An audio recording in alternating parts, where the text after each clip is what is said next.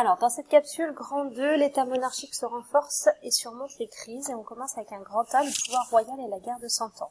Vous aviez une fiche activité à faire sur Jeanne d'Arc, et là je vais la corriger.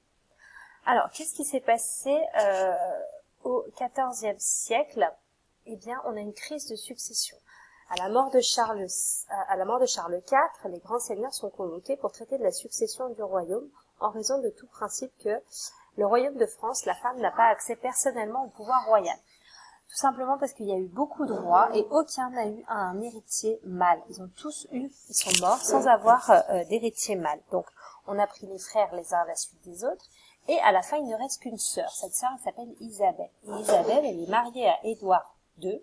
Édouard II qui est le roi d'Angleterre. Donc si on donne le pouvoir, on dit que Isabelle peut donner le pouvoir, eh bien ce serait son fils qui prendrait la succession, c'est-à-dire Édouard III. Et Édouard III, il est à la fois le fils du roi d'Angleterre et il serait le roi de France, ce qui voudrait dire que le royaume de France passerait à l'Angleterre. Du coup, on ne veut absolument pas ça, alors on va faire quoi? On va aller chercher un cousin du roi et on va mettre en place une loi qui dit que les femmes, elles peuvent pas transmettre le pouvoir, et donc c'est le cousin du roi qui s'appelle Philippe VI qui va prendre le pouvoir, et Philippe, c'est un Valois. Donc c'est pour ça qu'on parle de la dynastie des Capétiens-Valois.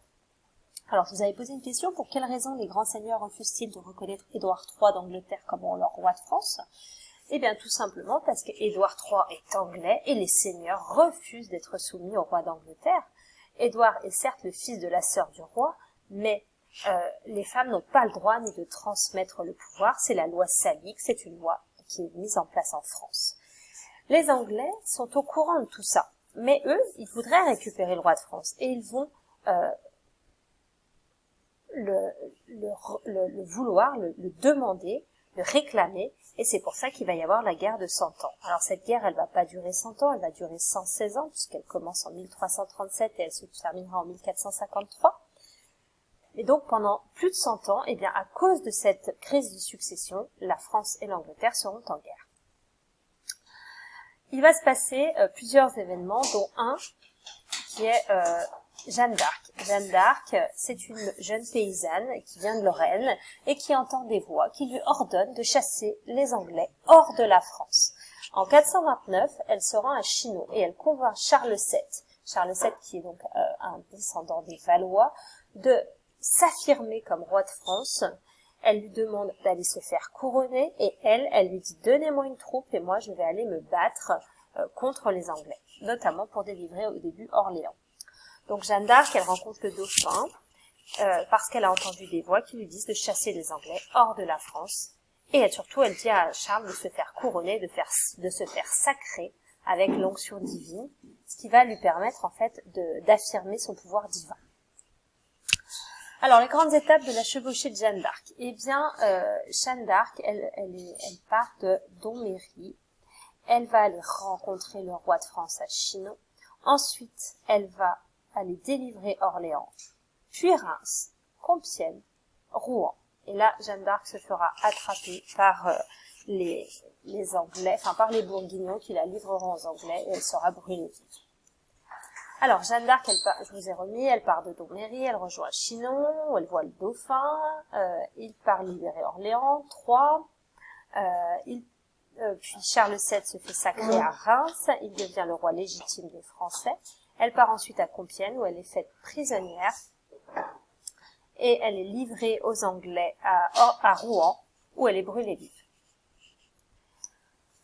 Bon, et là je vous demandais de décrire l'évolution du territoire du royaume de France après la mort de Jeanne d'Arc, et comment Charles VII était parvenu à ce résultat, et quand et où la victoire finale de Charles VII a-t-elle lieu sur les Anglais. Eh bien, si on regarde l'évolution du royaume, on voit que le royaume de France s'est fortement agrandi par rapport à l'autre fiche que je vous avais mis la dernière fois. Charles VII a reconquis tous les territoires qui étaient sous domination anglaise, c'est-à-dire la Guyenne, c'est-à-dire la Normandie, la Champagne, etc. Ainsi qu'une petite partie du territoire bourguignon.